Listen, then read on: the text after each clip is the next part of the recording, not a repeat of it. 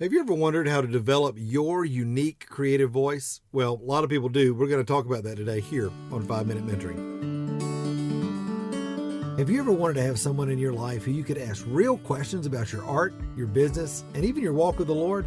Well, that's exactly what we do every Friday here on 5 Minute Mentoring, where I answer one question from one of my awesome podcast listeners in order to help you start really thriving as the artist you know God created you to be. Well, hey there, my friend. I'm so glad that you're here with me today. We're going to be talking about this subject of how to develop your unique creative voice as an artist.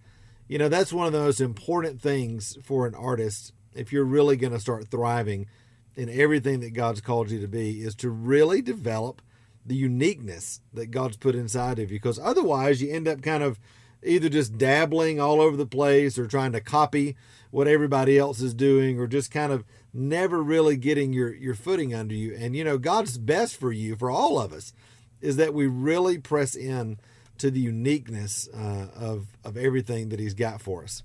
You know, I love to answer questions from my listeners, people that hear me on the podcast, on Facebook, that sort of thing. And one of the questions I got was from Karen the other day.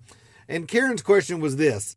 My name is Karen Neighbor. I'm from Indiana, and I am an abstract artist, primarily working with acrylics. And my question is, how do you go about coming up with your own inspiration, ideas? I'm really good at copying other people's work and other artists. However, coming up with my own ideas and style is a lot more difficult. So if you could help with that, I would really appreciate it. Thank you so much. You know, the first thing I would say is this. All artists go through kind of this macro 3-stage process that I call awareness, awakening, and autonomy. Awareness is kind of where you're starting to understand, oh, wow, I do get inspired by things artistically. I'm seeing lots of things that I like. Ooh, I like this technique and that technique. You start to kind of just wake up to all the possibilities that are out there creatively. And over time, you know, what happens is as you awaken and you go through that process, an awareness kind of starts to develop inside of you. All right. And in that awareness and awakening, that kind of goes back and forth with each other. You know, you start out maybe with awareness. Wow, there's something there. And then awakening happens and you're like, whoa, that's something that I saw happening. That's like lighting a fire inside of me. Like there's something I really connect with there. I want to try more of that. And as you do that in this awakening process, all right, you start to develop mastery. You start to, you know, a lot of people start out emulating other artists or finding, you know, styles that they like or aesthetics that they like or techniques that they like that maybe a certain artist is known for. And they bring that into their practice. That's super important. That's a part of the process. All right. We all stand on the shoulders of each other creatively, you know, from that perspective. But here's where the magic happens. All right. Here's where the beautiful thing happens. As an artist matures, and a lot of artists never get there because they just stay professional dabblers. All right. The way artists mature is to move from awareness through awakening into what I call autonomy. Where that is all of the inspiration that you've taken over the years, all of the other artists that have inspired you, all of the studio work that you've done, all of the practice that you've done, all of a sudden, all of that starts to get expressed uniquely through your voice. See, none of us, you know, unless you think, well, I'm just unique from the get-go. You're probably not.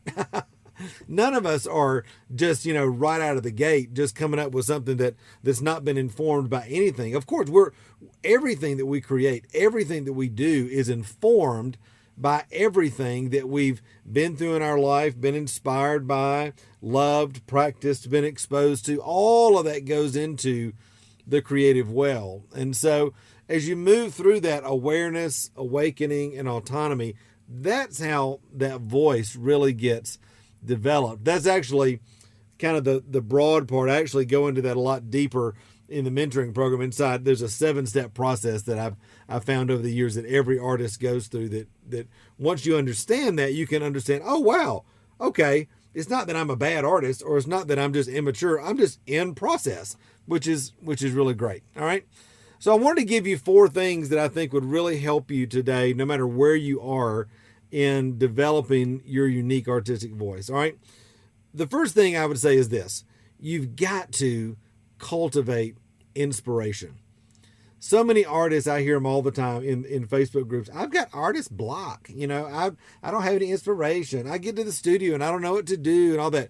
That's a telltale sign. Immediately I can go ding, ding, ding, ding, ding, bingo. I can tell you're not cultivating inspiration in your life. When you don't cultivate inspiration, that is when you're not doing beautiful things, having beautiful experiences, reading books, going to the movies, taking long walks, playing in the studio, looking at other people's work. I mean, all the things that we need to do as artists, all right, to be inspired. When you're not doing that, then when you come into the studio, you're coming in with an empty tank.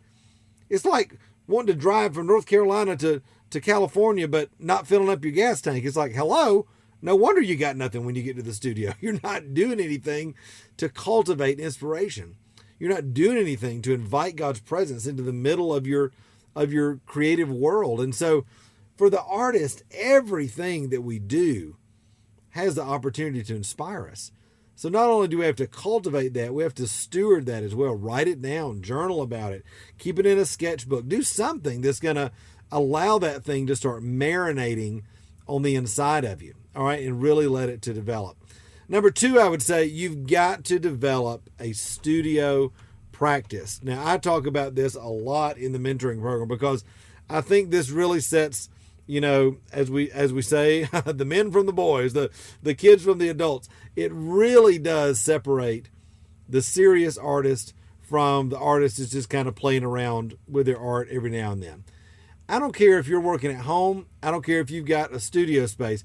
You've got to have a time and a space and an area that you are giving to your creative practice. All right.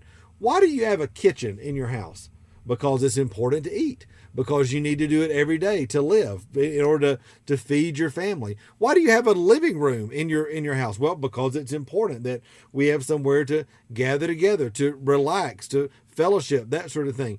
And yet you think, well, I want to be an artist, but I'm not willing to give myself a space in my house. Or I want to be an artist. I want to take my art to the next level, but I'm not willing to, invest in a studio space for me. Listen, I made baskets on the porch for years.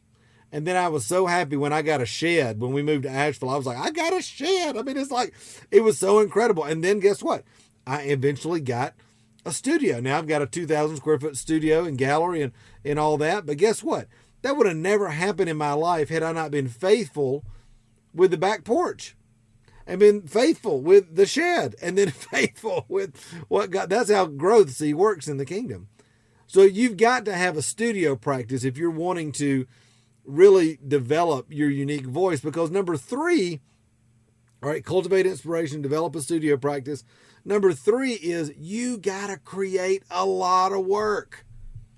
Listen, so many artists never find their voice because they're just dilly-dallying. They're just hit and miss every now and then. Oh yeah, I paint at church every couple of months, and oh yeah, I do this, or I go to a couple of art retreats a year. But yeah, I'm like, what are you doing on a daily basis to put your hand to the plow of the thing that God's called you to as an artist? That's important.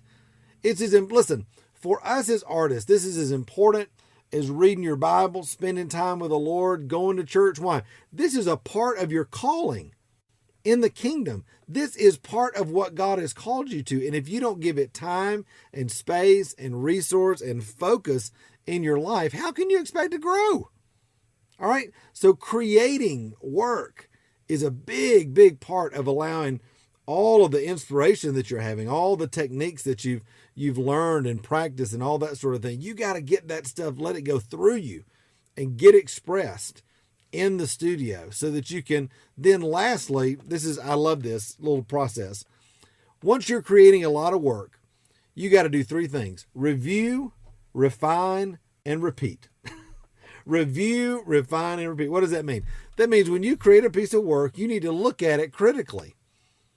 And you need to say, okay, what did I do in this piece that I loved? Then what did I do in this piece that I don't love? Or that I could have done better? Or that I could have taken more time on?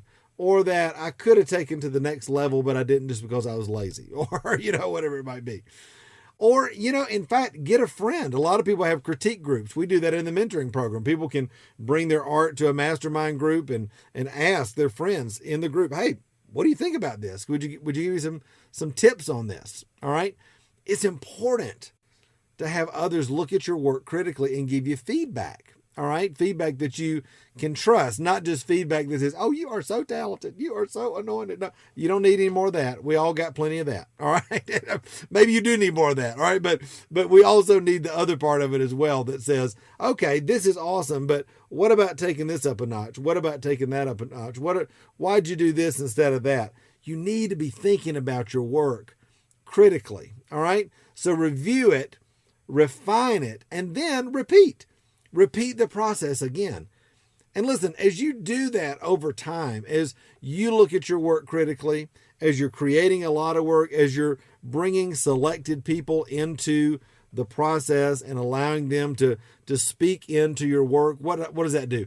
All of a sudden, maturity starts coming forth in your work. And there's a uniqueness that will come forth in your work that nobody else will have. Why?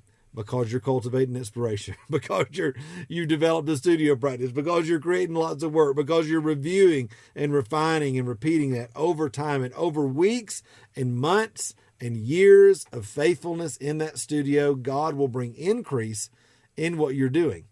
As you're inviting the Holy Spirit in the middle of that process, that's how your uniqueness gets birthed. Uniqueness is not something that you're just like God's just going to float that down from heaven and like, bing, there it is. No, when God gives you something, he gives you the opportunity and the authority to begin to move out in that area. Uniqueness is something that's got to be uncovered in your life.